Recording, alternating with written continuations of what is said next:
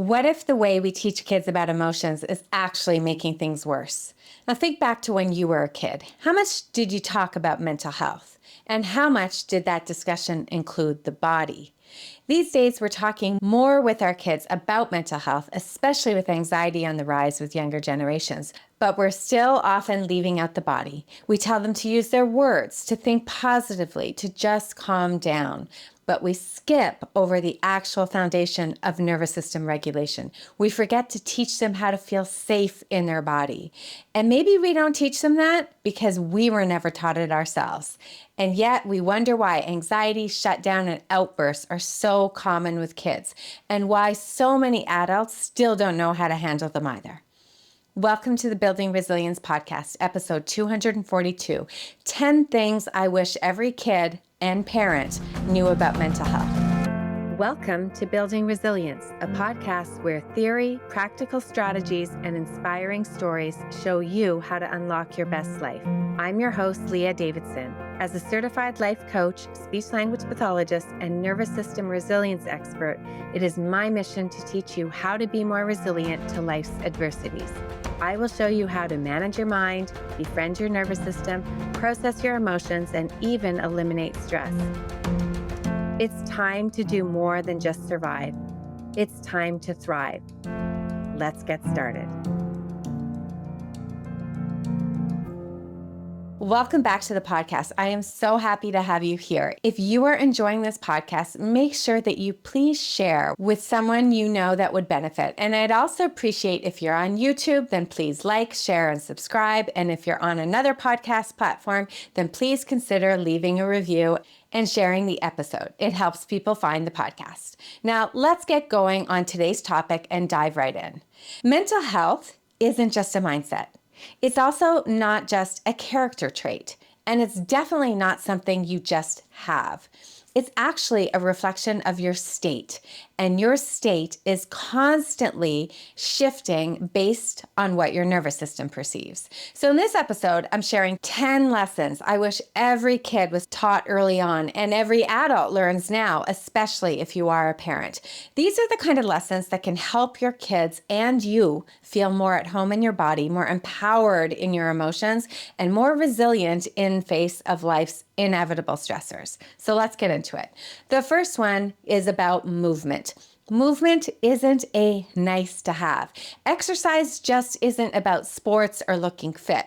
Now, I'm certainly not saying that being strong and building endurance and the physical benefits of exercise are not important, because they truly are. But movement is also how your body processes stress. It's how your brain clears anxiety, and it's how your nervous system resets after being revved up or shut down. So you can think of movement like shaking an Etch-a-Sketch of your nervous system. So if you're old enough to remember those, you can draw something and then you shake it and it gets it to a fresh screen. Movement is just like that. It's a reset. We get a buildup of energy in our bodies as stress levels fluctuate and our hormone levels fluctuate. So movement helps us move that energy or gain some energy if that is what's needed. So whether it's jumping or swinging or dancing or walking or rolling on the floor, it all counts. Movement is like daily medicine. It's not just a reward. It's not a punishment. It's essential maintenance, and it's something that we do not want to skip. Okay, so the second thing is sleep is the foundation for mental health. And I know this is probably not what kids want to hear, and maybe it's something adults are tired of hearing because they can't seem to get enough of it, especially when they're in the hustle of having kids. But without sleep, the brain can't function properly. It really can't do the cleaning job that happens only when you're sleeping. Without sleep, you can't regulate your emotions. The nervous system can't truly recalibrate. The body will stay stuck in survival mode, and everything feels harder because it is harder. Sleep isn't a nice to have. It's what makes everything else work. It's the time when your body repairs itself and heals and your brain detoxes and processes and your stress hormones reset. So we need to stop treating rest like it's a privilege that we have to earn and start treating it like the nervous system tool that it is. We need to help our kids create good sleep hygiene habits early on, helping them establish a good bedtime routine, put their screens away, and value the hours when they are in bed as important and productive hours. Now, the third thing that we should be teaching is breathing impacts anxiety more than we are ever taught or ever knew.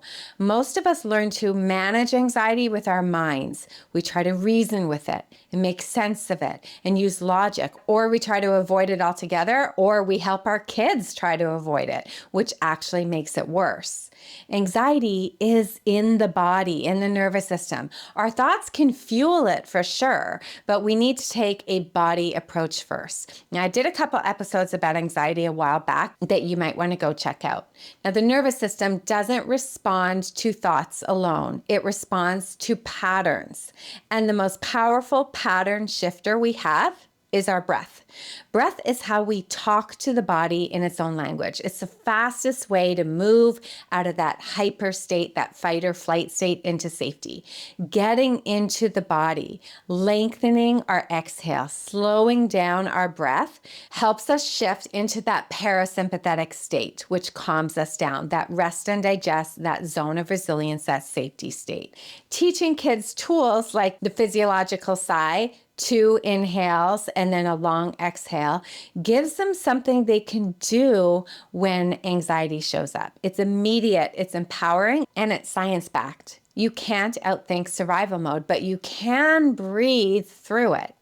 It's also a great tool to practice even when you're not feeling anxious. The more tools we practice when we are calm, the more accessible they are when we are feeling in that anxious loop or in more of a crisis mode.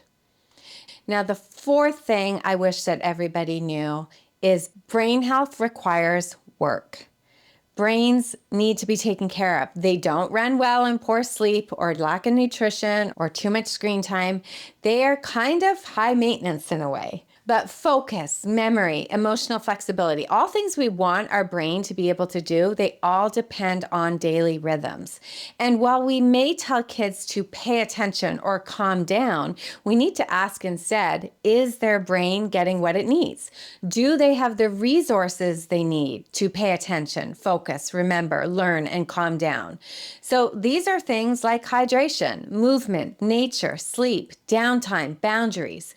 And yes, they do need those too. Their frontal lobe, their executive function skills, their higher level brain, rational brain, or as I call it, the CEO, she is developing in these early years and will not be fully developed until at least the mid-20s. So they do need you as a parent, a teacher, a leader, or a coach to help them set limits and boundaries and model good behavior, help them to reason and understand. We have a crucial role in their brain development, and not just when they're little. As I said, their brain is only fully developed in the mid-20s, so we want to be there for them, even if that role shifts as they age. Now, the fifth thing is health isn't something you have. It's something that you do. We almost treat health like a status, something that you either possess or you don't. But health is not fixed. It's not a label. It's a practice.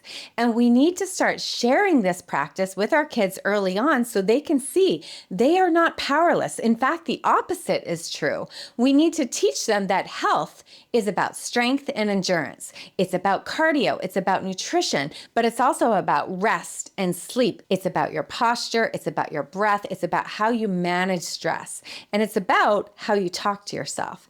It's about how you deal with struggles and how you come back home after hard moments, how you recover.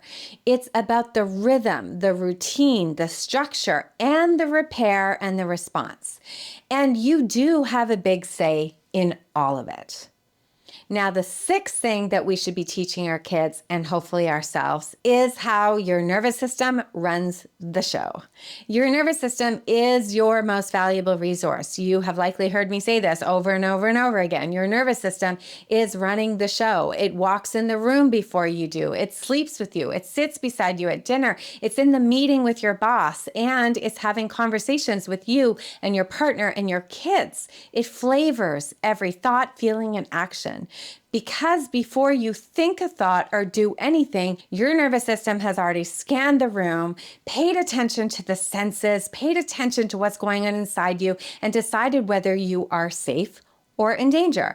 And this unconscious scan is called neuroception. You can go way back to episode 125 on the podcast where I did an episode all about it. So it shapes your emotions, your behaviors, your reactions, and even your posture, the way you hold yourself.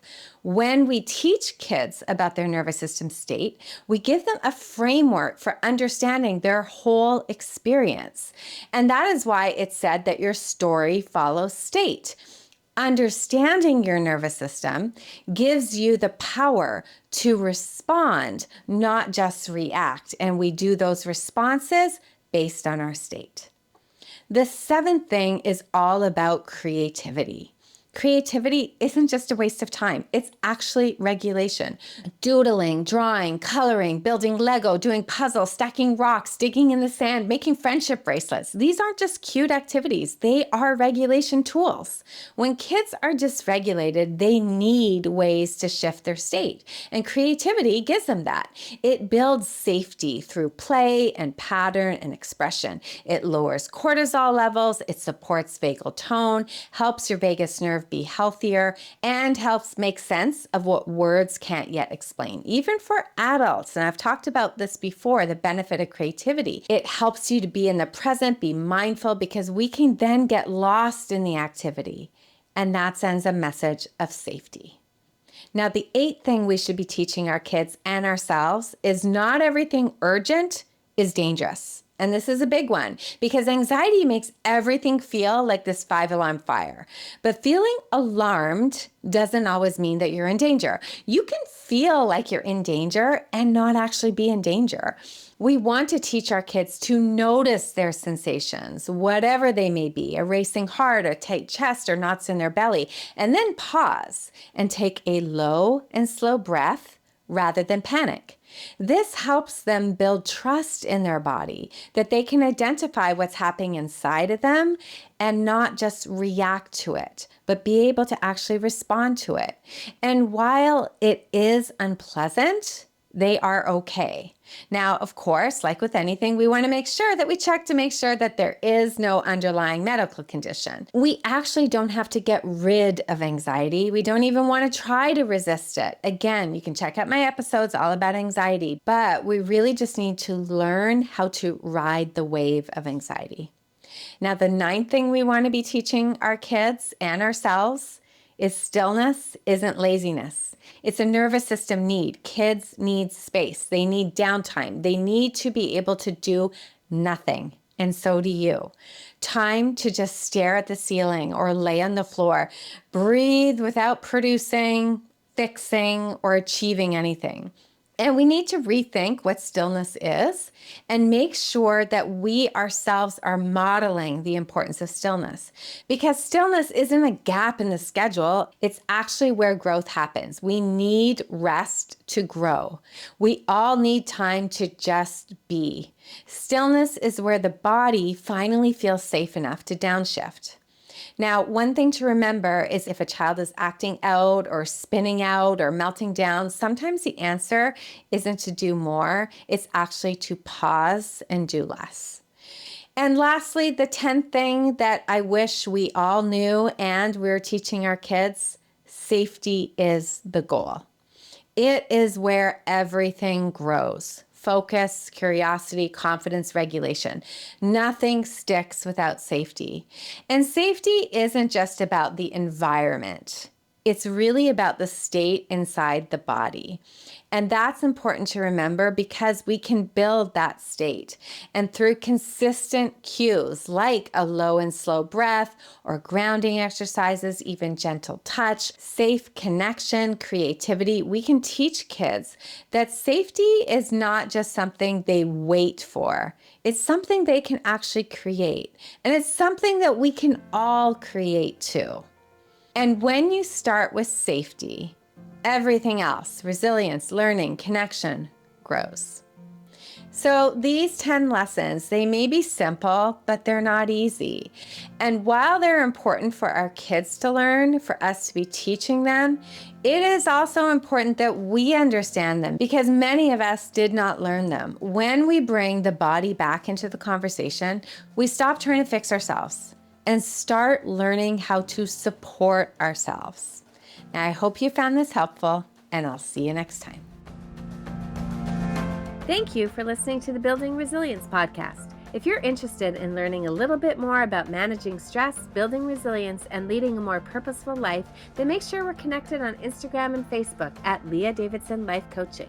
You can also subscribe to my weekly newsletter at www.leahdavidsonlifecoaching.com/newsletter. Looking forward to connecting.